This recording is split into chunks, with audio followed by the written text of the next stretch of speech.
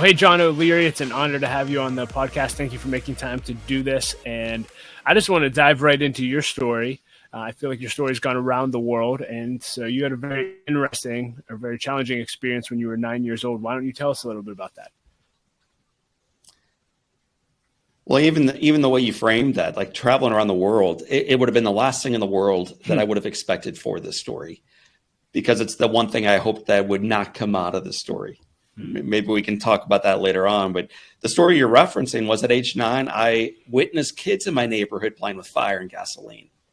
So I grew up in the Midwest in St. Louis, Missouri, and little boys out here, at least, maybe things are different in Pittsburgh, but out here, little boys are crazy, man. So they're playing with fire, they're playing with gasoline. And I assumed if these kids could do it, so could I. So my father's at work on a Saturday morning. I walk into their house, mom and dad's, walk into the garage, come over to a can of gasoline, and try to model what I'd seen done about a week earlier. And Doug, as I'm tipping this can of gasoline, 5 gallons, toward a piece of paper that's on fire, I remember waiting for the liquid to come out. And before that happened, the fumes inhaled my little flame into the container and created this massive explosion. It splits a metal can in two, picks the child up, and then launches me 20 feet against the far side of the garage. So that's the inflection point, man. That's the very beginning of our story. Yeah, and so you're launched 20 feet. What happened? What happened next? Yeah, so I'm in the garage.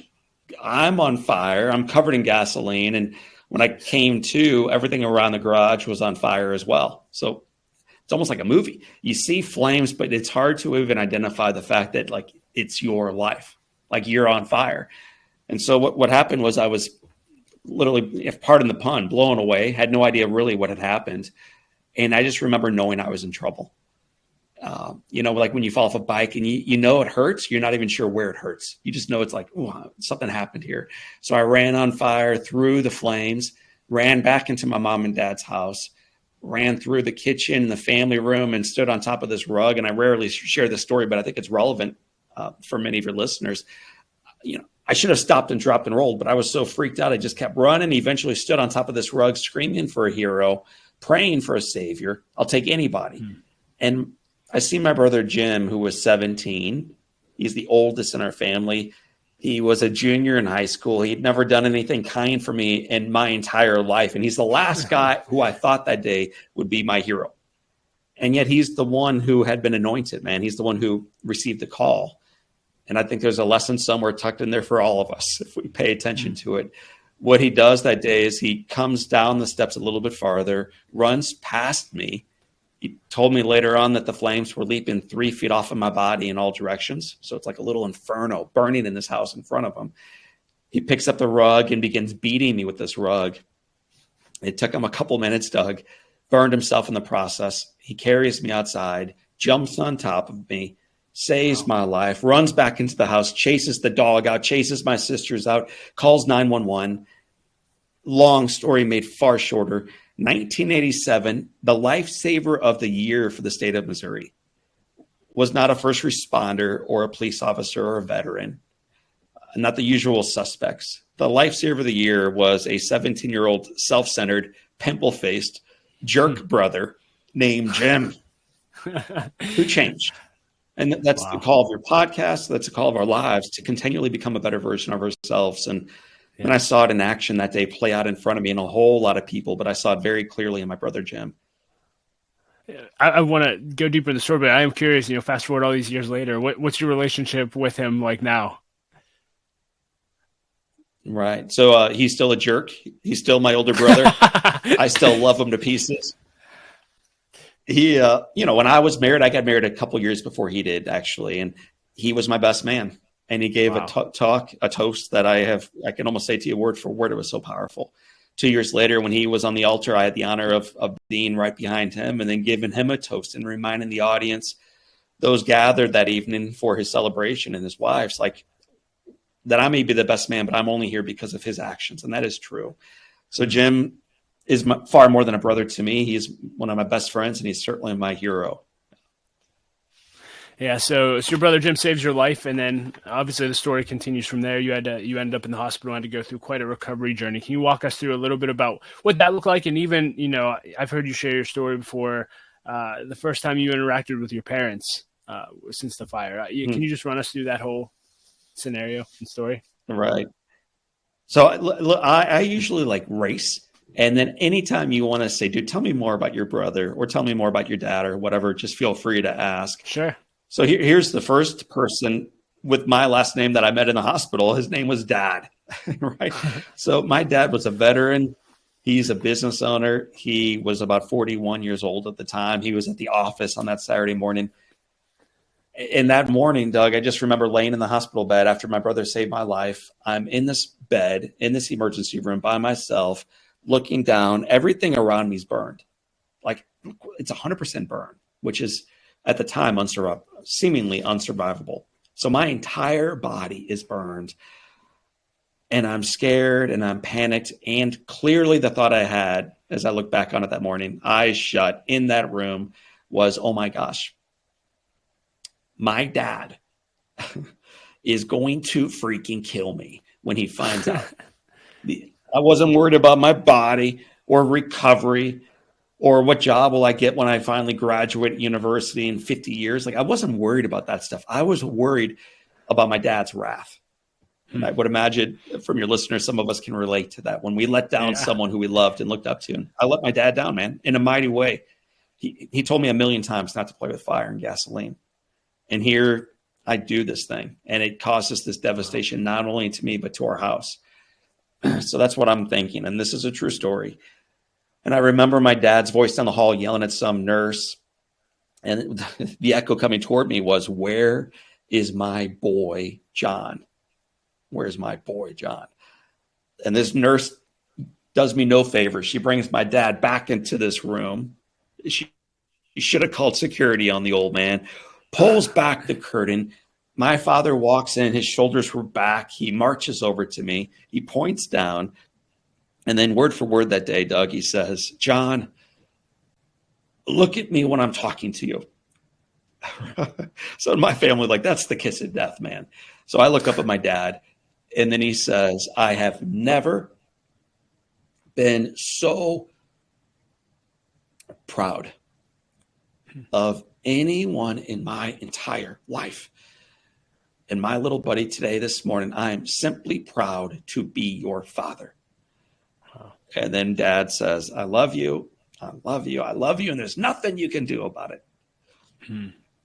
We could spend a lot of time unpacking how I felt, but needless to say, my first inkling was to think that my dad had not heard what happened.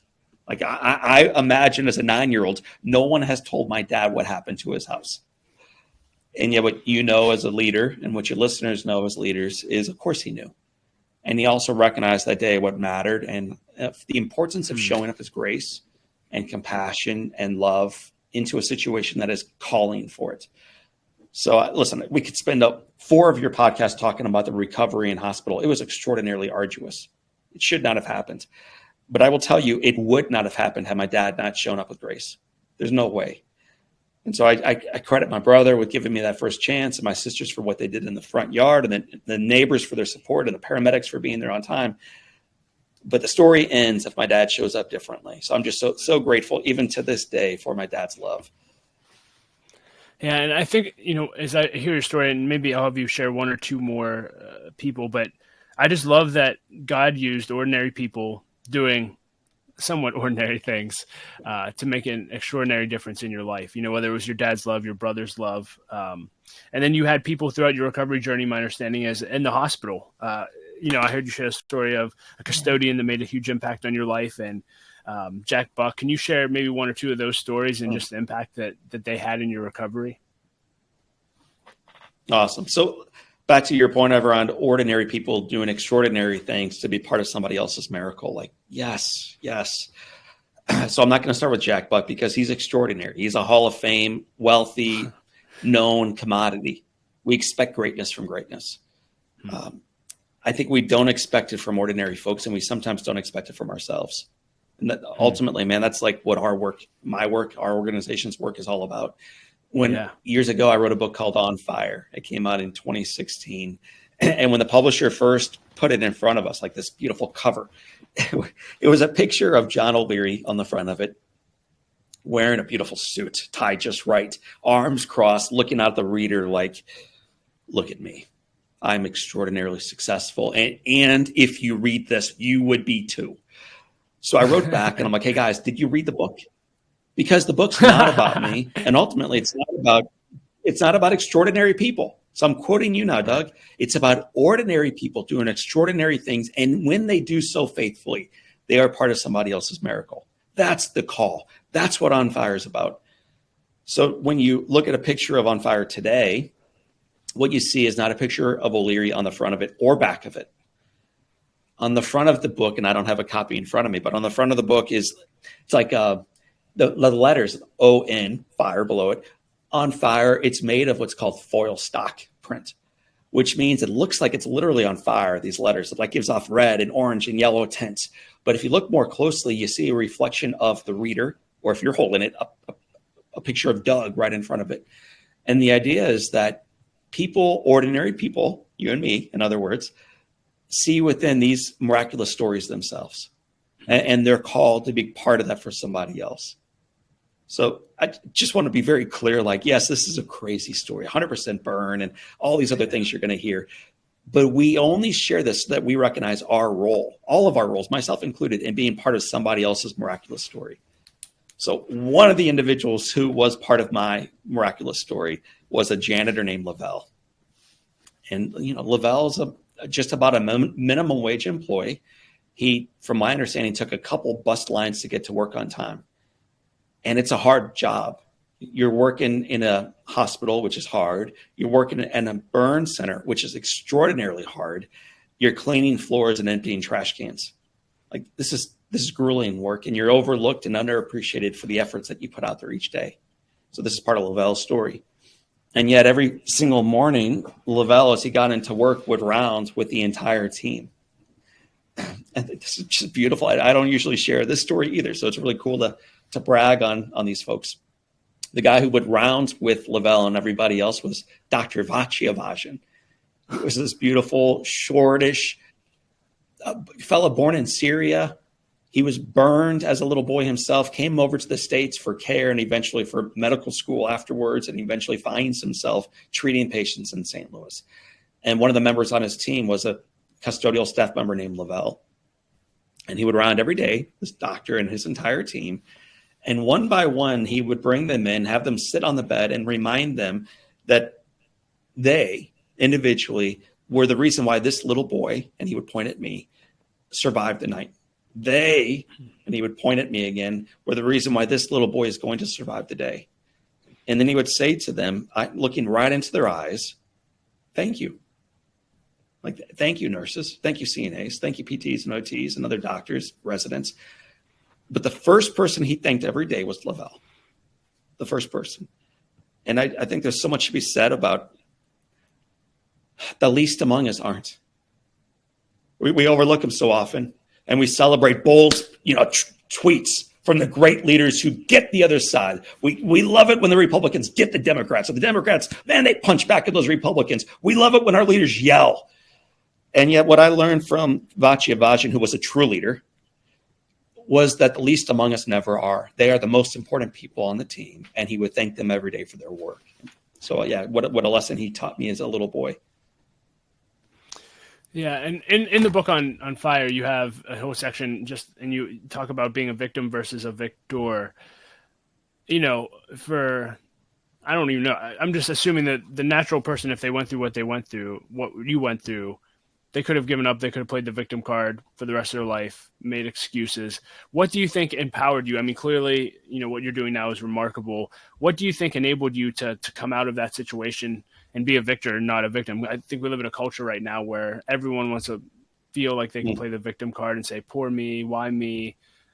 How did you make that transition, and why are you doing what you're doing today? Well, it's reason number 1738 that I don't have a picture of me on the book, because I don't feel qualified to answer that question as far as like what I did, because I know I'm not that good. I believe God is big enough to elevate the way I view my life. And the way ultimately I came to that understanding was through a conversation early on with my mom, and then another conversation later on with my dad. And so the one with my mom, and there's so many to share, but I think the one I'd like to share with your listeners today is when I first got home from the hospital. This is just such an awesome story. She's such a better parent than I am. I have 4 kids, and I'm a third of the parent that my mother was to me. So I got a long way to go, Mom, and other listeners. What's your kids' age range? 16, 14, 12, and 10. Okay. So we're in the throes of it, man. Yeah. I'm knee deep and losing ground in the quagmire of life, but grateful for it. So when I'm 9 years old, I've spent 5.5 months in hospital, should not have survived. It's an unsurvivable event. So the miracle takes, and then eventually Mom and Dad can take this little fella home. They do. Our house is rebuilt. Like, life is good. Life is good, man. We're back together as a family. Things are different. I'm going to be burned and scarred for the rest of my life. I'll probably never stand again, I thought. I'll probably never go back to school again. Clearly, I don't have fingers. They've been amputated. But I'm home. And that night, my mom made dinner for us all. It's just the 6 kids and Mom and Dad and a golden retriever named Taffy at this table. No one else is around. It was a really sacred, special night for us. And the problem that I had, Doug, is I can't hold anything with my hands because I'm a victim. And I've been victimized by this fire, this thing that has happened to me. And so my favorite sister, she knows it. She'll probably listen to your podcast because she's an avid fan of the work we do. So Amy, shout out to my sister and friend living in Austin, Texas, Amy O'Leary Geraci. Amy grabs a fork, she scoops up potatoes, and she brings them toward my mouth. And right as the potatoes are about to enter on in, man, right as I'm about to be fed by someone else, because that's what, when we're a victim, that's what we want. Just feed me, you know? Right before my sister feeds me, we hear the voice of my mother coming from my right, and it says, Amy, drop the fork. Wow. If John is hungry tonight, he will feed himself. And dude, Doug, what I knew, what Amy knew, what my father and 4 other siblings knew, and anybody who cared to look over our shoulders and observe would know, is there's no way this little boy will ever feed himself. Look at him. He's a victim. He's scarred and broken, bright red skin, open sores, no fingers. Very clear that this little boy is victimized by life. It's obvious to anybody who wants to see it, including me. And so I look at my mom with that kind of face where you're like, give me a break. And then she doesn't look at me. She looks at Amy and says, Amy, like I said, if he's hungry, he's going to feed himself. And Doug, we could spend a couple hours unpacking what happens next because it quite literally took a couple hours to unpack. But by the end of that night, dinner had been ruined. A couple plates had been flipped onto the floor. Everybody else had left the room except for the dog who was still eating the remnants up. But by the very, very, very end of the night, there's a little boy with no fingers, no chance at life, with a fork sandwiched between 2 broken, useless, good-for-nothing hands, scooping up potatoes on plate number 3 now, moving them toward his mouth, chewing, and looking with great hatred toward his mother.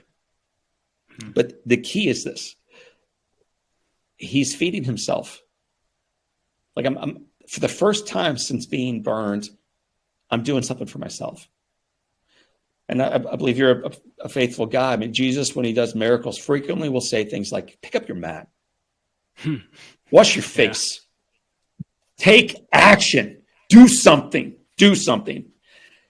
And so often in life, man, we just keep waiting for someone else to pick up our mat or to wash our face or to feed us that next bite of potatoes. And my bold mother, I would have never done this for myself. I would have never done it for a child because I'm not that intrepid. But she is. And that's why, that's why I just want to celebrate her today. She's just such an awesome mom. Wow. And you've mentioned faith several times. I'm just curious, were you always a person of faith? Did that come in your journey later? What role has faith played in your whole journey? Yeah, I mean, so I grew up in a Christian home, and we prayed before dinner and went to a Christian school and went to church on Sundays. You checked every single box, man.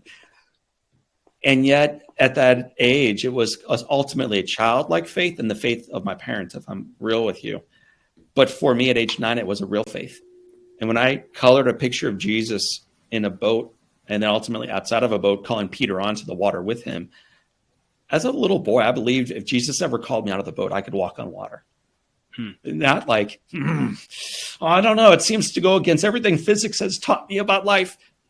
I really believed as a child, if the God of the universe called me out of the boat, I could walk on that water too, which was really healthy after being burned and ultimately being told that the way forward is to shut your eyes, take the hand of God, and walk onto that water with him, which is what my mom and dad reminded me of daily. And so I believed back then that he could guide me into this journey. So I think that's a hugely important part for me as a little boy recovering. However, if we're honest about it, as you get older, you recognize that sometimes, even with a faith, sometimes you start to sink. And even with a strong faith, sometimes the things you pray for don't come to pass. And even though you pray later on in life, for me, I had a friend in high school and 2 in college die in automobile accidents. Well, where was God for them? And where's God for you when you're seeking love in your life? You've never dated. So you got to at some point wrestle with that childlike faith. And that's when you have to decide whether or not it was just your parents and it was convenient when you're a kid, but now you're going to figure out your own thing, or if deep down it is yours. And that's a cool thing to wrestle with. So I've of course wrestled with that. I would imagine most of us do at some point in our lives, and what a great thing that is to do. And now I've wrestled, and I've been proven in my life that the God of the universe remains the God of the universe, that he remains faithful, that he is who he says he is. And for me, it is liberating to know that I don't have to figure out how to solve the next puzzle. I know how the story ends, and all I have to ultimately do is to pick up my mat, say yes, and shut my eyes and walk. So it is my faith. It happens to be the same faith my parents blessed me into, but it's real, it's been tested, and it's been proven right. So talk to someone who's listening to this, going back to the victim role. Talk to someone who's going through a difficult season. Maybe they just went through a divorce, maybe they lost their job, whatever the situation is, and they just start saying, man, why me? Why did I get dealt this hand? I'm never going to get out of this. Yeah. What would your encouragement be to that person today? We just talked about wrestling, and I'm 6 foot tall and weigh like 150 pounds. So I'm not a good wrestler, man. Any of your listeners would knock a leary down and hold them on the mat for as long as they desired. But I would be okay wrestling with the sadness and the grief and the anger and go through all those appropriate emotions. I struggle frequently. And honestly, when I see people going through a storm, divorce, loss of a job, loss of a child, and they smile at the camera and say, you know what? It's just God's will.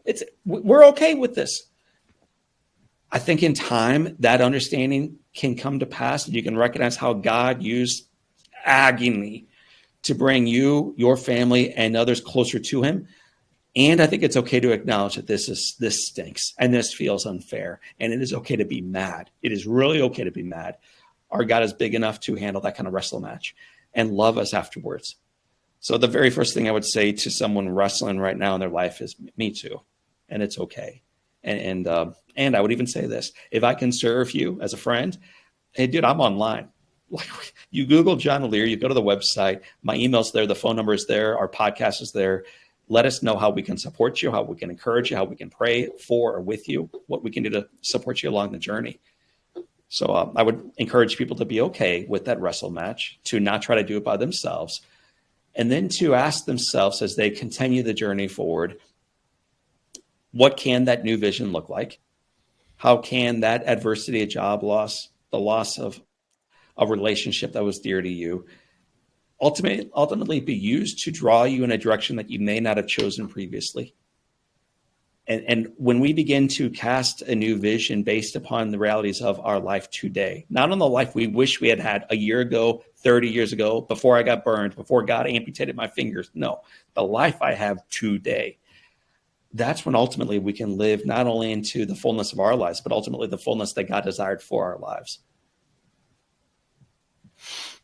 In the book, you talk about life being sacred. I'm curious, when you have a near-death experience, Do you find yourself, is it easy for you to count life as sacred and just be grateful for every day? Or is that still a challenge for you? I'm just curious what your view is on gratitude.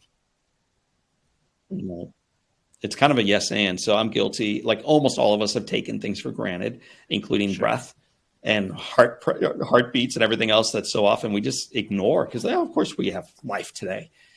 So what I'm blessed to have experienced is not only the hardship of a near-death experience and then the agony coming through that, not only during 5 months, but years of recovery and therapy and surgery. The other piece, Doug, that I seldom share, even in the book on fire, I don't think I write about it. And I don't talk about it often because I don't find it to be super relevant to audiences. But every time I look in the mirror, I'm reminded of it. Every single time when I look in the mirror, and I recognize most of your listeners are hearing, not seeing me today, but I'm burned from my neck to my toes, which means scarred and damaged and broken and quotes less than. But I also experience like wounds and sores. So every single day of my life, when I look in the mirror, I not only see John O'Leary staring back at that reflection, I recognize how broken the reflection is, which either will drive you to ask the question, why me as a victim? Or here's the flip, or to ask the question, why me? How did I survive that?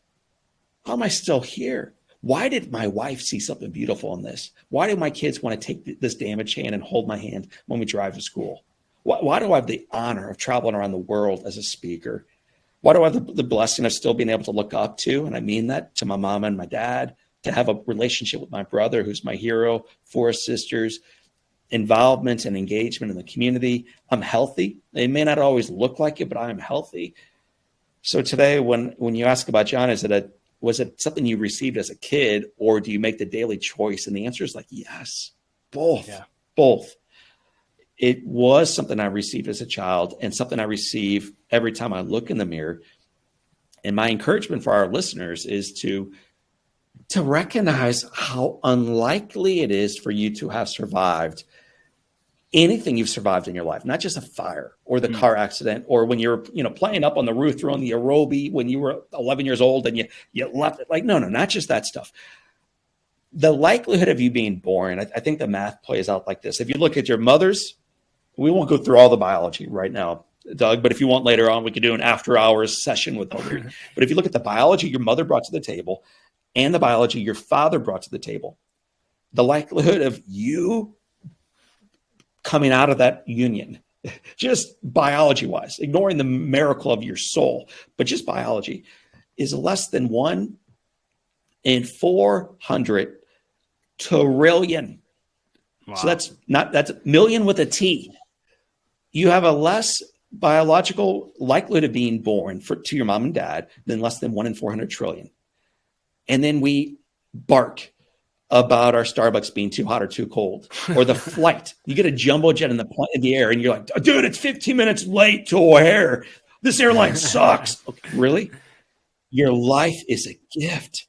Breathe that one in. Savor that. And you're about to experience another gift. Hop on a big old jumbo jet and fly from Pitt to Chicago safely. It's a shocking blessing. And many of us, if we aren't careful, we wish it away and we miss it. So rather than waiting to board the next flight or hit up the next vacation spot, dude, just put the podcast on pause, look in the mirror and say, God, wow, look what you designed perfectly. Look what you wove together, man. I haven't earned this. I don't know how it came to pass, but I'm grateful for it. You have a quote in the book, I think it's by Henry Nouwen. It says, in our woundedness, we can become sources of life for others, which I love. And you've clearly done that with your life. Can you walk us through that journey of when did you decide to actually start sharing this story? And, how did that whole world take off for you as far as speaking, writing, and going around the world inspiring people? So it's beautiful you bring that up. I've been blessed. I've spoken a couple thousand times now around the world. So that's a lot of audiences, a lot of clients. I only keep a couple trophies, if that's what you want to call them, whether it's plaques or glass things or pens or, those types of stuff. One of the trophies I have, and there's only like 4 in the entire office, but one of the trophies Right behind me is what's called a K-bar. And it's a Marine's favorite tool. It is what they use in combat if it's hand-to-hand. It's what they use to open up their meals. It's what they use frequently to dig a trench if the soil is really hard. And this K-bar is in a glass box up above. It has my name on it. And it's given to me by a group of wounded warriors who I've been blessed to serve probably 40 different times now. And so it has like some cool little expressions from them below my name, thanking me for the work we do. Right below that K-bar, I have a quote from Henry Nouwen, the one you just referenced. Wow. Because I recognize, why would a group of tough, awesome, masculine, beautiful, brilliant Marines welcome a skinny, fingerless, scarred nobody into their presence? And then not only welcome him in, why would they love him afterwards? How's that even possible? Like, how do those two jive? I don't have war experience. I don't know what it's like to be wounded. I've never lost a guy in a foxhole that I love. I've never been through that. So what is it? And it is that woundedness piece. So your quote's beautiful. Nouwen is a brilliant thinker. I love that K-bar. Now you've got a little bit of access to the leary office. So that's what's going on behind me in that back right corner. When did that begin? It began in two ways. I was in a church service actually on a Sunday morning, and a pastor was preaching about talents. And I don't know, a couple hundred people in church, but it looked like he was staring at me. And he was saying, ultimately, if you've got 5 talents, multiply. If you've got 3, multiply. And O'Leary, dude, I'm looking at you now. Those of us who feel as if they have 1, multiply. So I'm 27 years old. I'd never shared with anybody my story because I felt as if it was not a story worthy of being shared. Because why would you ever tell anybody about a horrible event in your life? Like, what good can come out of woundedness, to use that word you used a moment ago? So that was convicting to have, to be in church and to be realized, even though you feel as if you only have 1, do something, man. Pick up the mat. Do something with the 1 you've got. In God's timing, which is always perfect, even if we wish it wasn't. 2 days later, I'm at work and my phone rings, and a little Girl Scout, if you read On Fire, you probably heard this story or read it, but a little Girl Scout called and said, "Mr. O'Leary." So I remember responding, "Oh, I think you want my dad." And she said, "No, Mr. O'Leary, before you hang up, Mr. O'Leary, your dad gave me your number. Would you share your story of being burned as a little boy with our group?" So Doug, I'd never shared that story of being burned with anybody in my entire life. But on the heels of being called to do more with my 1 talent, it's only 1, but I guess I could apply that to a group of 1 group. And I could apply that talent 1 time. So I practiced this speech for literally 40 hours, delivered it. It was a 10-minute presentation to 3 Girl Scouts. It was brutal. It went about as well as you might expect, which is to say horribly. But one of them was moved enough that she told her dad, and he was a Rotarian, and he called me and said, "Hey, John, I heard what you did for the girls today. Would you do that for a club that I'm part of?" So I said, sure. And then one of those guys was in Kiwanis, and then one of those guys ran a small bank. This is the way the gospel has always spread. It's the way goodness has always spread. It's the way evil has always spread too. It's 1 by 1. 1 positive act, 1 evil act at a time. 1 truth, 1 lie at a time. It's always how the world has been changed. I think we underestimate our ability to influence change through our lives, negatively or positively. Choose wisely. Choose very wisely. You saw an example in Buffalo recently of what evil looks like. It's built on the heels of 1 lie, and then 1 lie, and then 1 more lie behind. Like, that's all it takes to change the world negatively. The awesome part, though, our calling through your podcast, it can also change positively through our lives. And so I was called into this profession seemingly very accidentally, but through God's perfect timing. Yeah. So before we dive in the lightning round, I would love to just hear a little bit more about what you've learned. You've spoken all over the world. You write. We have a lot of people that are aspiring authors and aspiring speakers. What have you learned just about public speaking and that whole business or ministry per se? I like the word ministry. That's a very cool way to look at it, because many times people approach me and they say, "John, I want to become a speaker. I'm really good at it. I've got a strong stage presence. I've got an awesome bang up story. I never dangle prepositions. I just think I'm the best. And my mother told me that. And then you ask, like, well, what's the reason? Like, well, I just know. And it's I. Well, ministry is not at all about I. It's more like, dude, I really don't think I'm qualified for this. I've got an ugly face. It's more of a radio face if I'm being real with you about it. And I dangle prepositions. And that's when you recognize it, dude. So it's not about you, you're saying, Doug. It's about ultimately the call. Okay, awesome. Now we can talk about it. So the very first thing I would say about the ministry of speaking or podcasting or writing or knocking on doors and trying to sell anything in life is it ought to ultimately not be about you, but about the audience member that you're in front of. And part of the reason I think that we've become as successful in our careers, we have a couple thousand audiences, 49 states, dozens of countries, millions of people, is because every time O'Leary takes the stage or the team members in this office help him do that, none of it is motivated by what we get out of it. So good. We don't look for followers. We don't chase cash. We track that stuff, absolutely. But none of it is done for what we get. It's always about how do we influence positively the lives of those we have the honor of being in front of next, whether 3 Girl Scouts or 30,000 in an auditorium. How do we serve them well? So if that's the way you're coming at this thing, then everything you do as you build out the slide deck or you have the pre-calls or you get ready to go on stage ought to be about, Lord, how do you want to use me for this group today? How can I be used?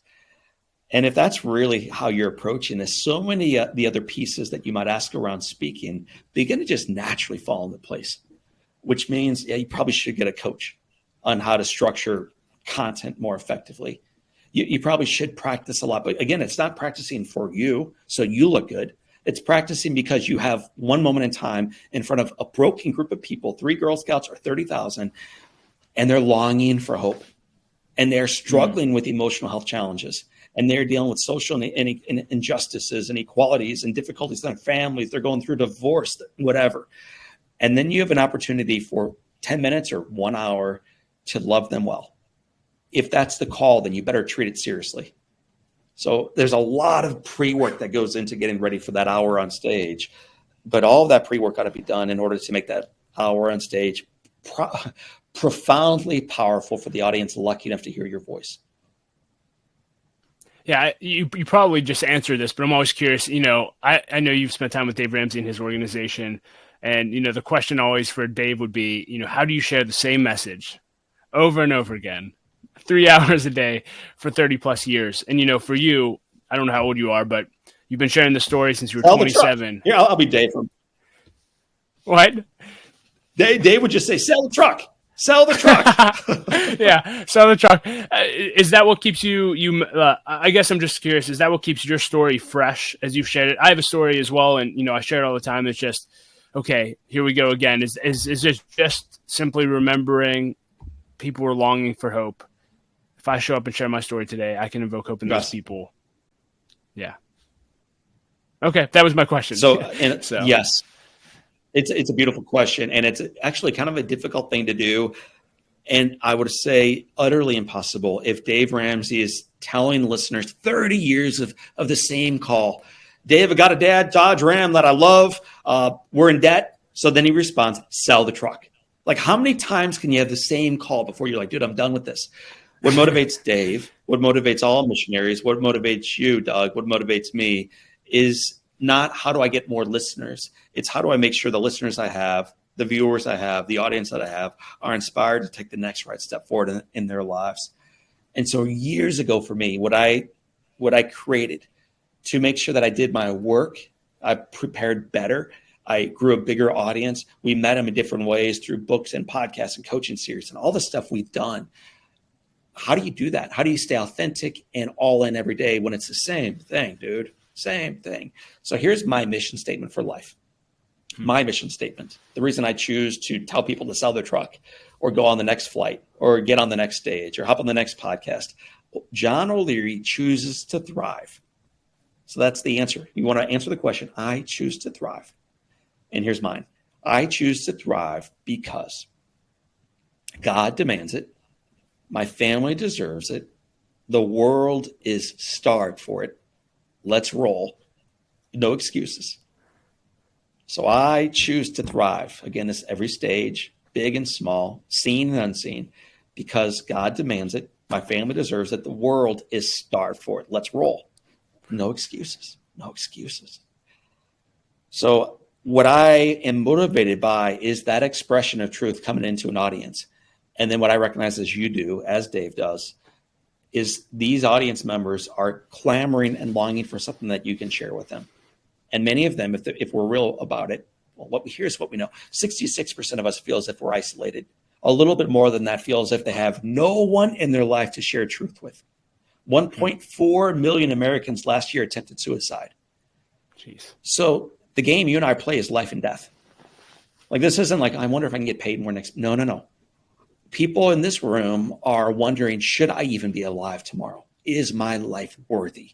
Is my child, like, how do I do this thing well? So I don't think this is a joke, and I don't view it as a speech or a podcast or a book. I view it as mission work, and I take that very seriously, as I know you do as well. Yeah, and you just shot a whole shot of adrenaline in my arm to get fired up about the work again. So thank you for that. And speaking of let's roll, with the time we have left, I want to roll into the lightning round. And so just a bunch of fun questions I always ask. And the first one is, what is the best advice you've ever received, and who gave it to you? Gosh, there's so many answers to that. Two answers come to mind very quickly. The first from my mom. She had a little poster hanging up in the kitchen growing up, and it said, "This too shall pass." And that's a very good thing to be reminded of when you are on the big stage and Dave Ramsey's introducing you, to name drop for a moment, or you got the following, or you have status, or whatever the things are that may mean you are all that. It's important to have someone whispering over your shoulder, "This too shall pass, dude." Don't get a big head. Don't miss the miracle of this moment. Don't let the days go with these little children that you have the honor of raising. Don't miss anything. This too shall pass. But she hung not only for those moments, she also hung it for the negative moments. The moments when our house would burn down and her little boy would come within an inch of losing his life. This too shall pass. She hung it for when we had a second house fire years later. She hung it for when my father was diagnosed with Parkinson's disease and they lost everything financially. As difficult or as beautiful as life might get in front of her, what she knew she needed the reminder of, this too shall pass. So then hold on to the things that don't pass away. Okay, that's a really key lesson for me to learn as a little boy growing up and as a man today. The second thing to learn from them growing up, my dad's lesson he taught me. I'll go through the story very quickly. But what he said to me when I was really struggling with the question of why me? Why me? It's so unfair. He leaned into my little wheelchair even closer and he said to me, "John, darn it, this thing has happened to you. And if you want to be a victim to it for the rest of your life, no one's ever going to blame you because you've been to the bottom of the well. You've been abused. You've experienced trauma. You've gone through physical agony and you're always going to live there. So if you want to be a victim, have at it." And then he said, "Or you can be a victor. You can choose, John, to recognize what God is using this story for. And then every room we roll you into, or eventually when you rise from that wheelchair, every room you walk into, people will look up to you in awe, not at what you have done in your life, but ultimately what they might do in theirs." And then he said to me, "Victim or victor, John, your choice." And Doug, that was a conversation that my father had with me 35 years ago that I remember as if it happened earlier this morning. Victim or victor, John, your choice. And so that those are two great monikers. Victim or victor, your choice. This too shall pass. This is certainly not a lightning round question, but I think I have to ask it just based on your whole story. It sounds like you have phenomenal parents, raising 6 kids. It sounds like obviously not perfect, but made a huge impact on your life. You're raising 4 teenagers. You're in the thick of it. I have 3 little ones. We're going for 4. What advice do you have for me as a parent raising kids? Awesome. So we'll start the next podcast with that question because we'll spend an hour unpacking it together as you and I, as I don't dictate how to do it, but share a little bit of what I've learned. I think the more you can teach a lot less with words and a lot more with your action. That's key. The more we can love them the way a grandparent loves their child, the way Jesus might love a child, Parents get so stuck up in test scores, being on the A. What do you mean Johnny missed that? He's on the B team? That's not fair. Like, he's a great shortstop. All this nonsense. It is utter nonsense. And off air, I'll use a far firmer word. It's ridiculous, though. So often parents care about the stuff that does not matter in iota. Not even a little bit. Not even a little bit. What grandparents recognize is the stuff that matters. And what Jesus Christ recognized is the stuff that matters. And when he makes the call, let the children come to me, he's not making the call that if you are under the age of 11, let Doug's children come to me. He's inviting Doug's parents and Doug's adult listeners to get over themselves, to set ego aside, and to step open-mindedly and open-heartedly back to the well to experience again what really matters in life. And the more we experience what matters in life along with our children in a place of love and truth, but also accountability and conviction, the more exceptional our little ones will be as they move forward into their lives. So what I would encourage all of us to do, myself included, is, in fact, I saw Hamilton recently, talk less, smile more. From Aaron Burr. Aaron Burr today. Talk less, smile more. Love. Were you a fan of Hamilton? No, man. I have heard of it, of course, for years. I hadn't heard a single song before my wife and I went down a couple weeks back. And dude, I can't get it out of my head now. Every song just keeps rolling through, in particular the one where they move uptown. Yep. And they move through the unimaginable of losing a child and losing a marriage, into the unimaginable of coming back together and offering forgiveness in the midst of the storm. The unimaginable. Yeah, that whole soundtrack is basically all I've listened to for the past 3 or 4 years, so I can't get enough. Well, we're just about out of time. I'd love to continue for another hour or two, but as we close, any last words you want to leave with leaders today? Oh, gosh. I would remind them that their life matters. I would remind them that frequently the things they think matter don't. I would remind them to view your life in the way you ultimately would want to view it at the dying days. And that's frequently said, but infrequently lived out. So how do you truly want to be remembered? And then rather than waiting for it, do it now. Like, just start living like that now.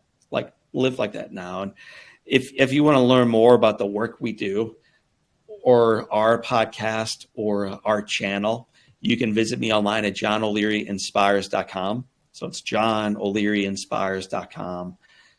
There's my email there, our phone number's there. There's a 21-day free challenge there. It's like a Hope Spark challenge. Our podcast is there. It's free resource after free resource to love people. So if ever I can be an encouragement beyond your amazing episode today, just let me know. Like, I'm in. I'm with you through God's grace, and because people showed up for me. So I want to show up, Doug, for others. So go to johnolearyinspires.com to learn more. Yeah, well, John, thank you so much for showing up for me today and for everyone who will listen to this podcast. I know this inspired me and fired me up, and I'm sure everyone that listens will say the same. And we'll include links to everything that you shared in the show notes as well, so make sure you check out John. So thanks again.